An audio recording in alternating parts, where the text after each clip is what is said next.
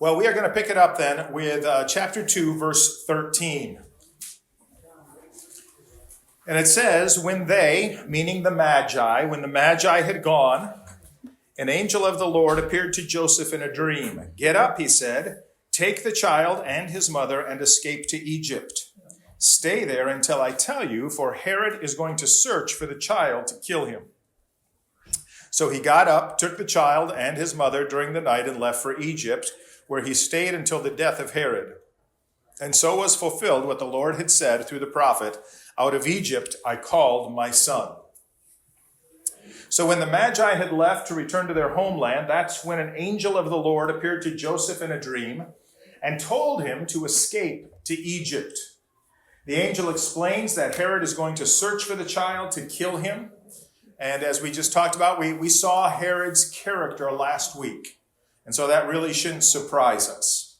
And notice what verse 14 says. It says, so Joseph got up. That literally says when he got up. And the idea is that as soon as he got up, he obeyed. As soon as he got up, he obeyed. What do you think is the difference, the spiritual difference between obedience, disobedience, and delayed obedience? All of us at one time or another have delayed obedience. Yeah. And kind of what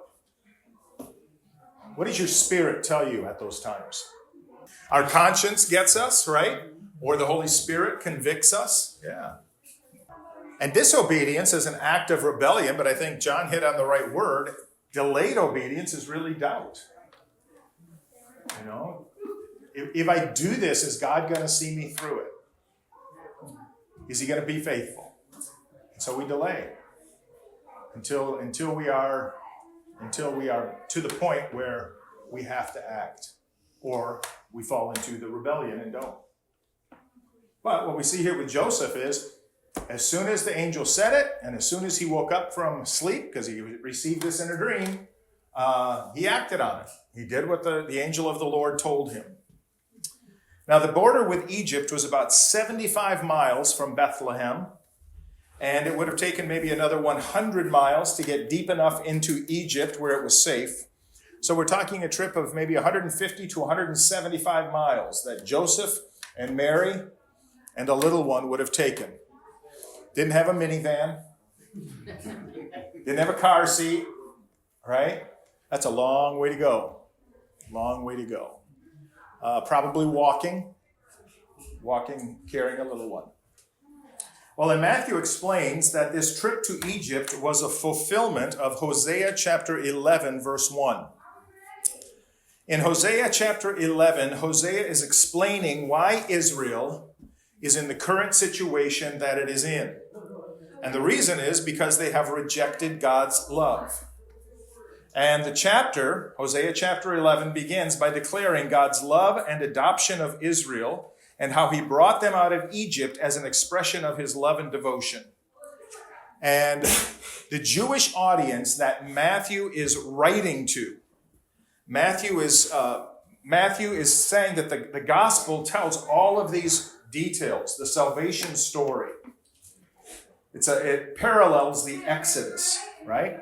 The Jews thought that the Exodus was the story of their deliverance. God brought them out of Egypt. They crossed they crossed the Red Sea. They wandered through the wilderness. God brought them into the promised land. So they thought that was their salvation.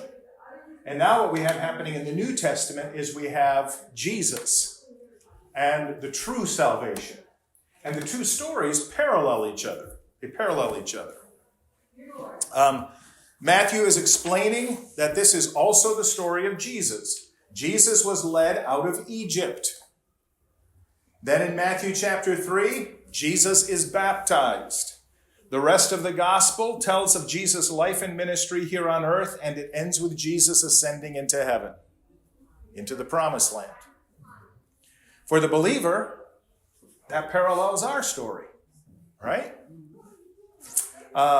We've been delivered from a kingdom of darkness and sin.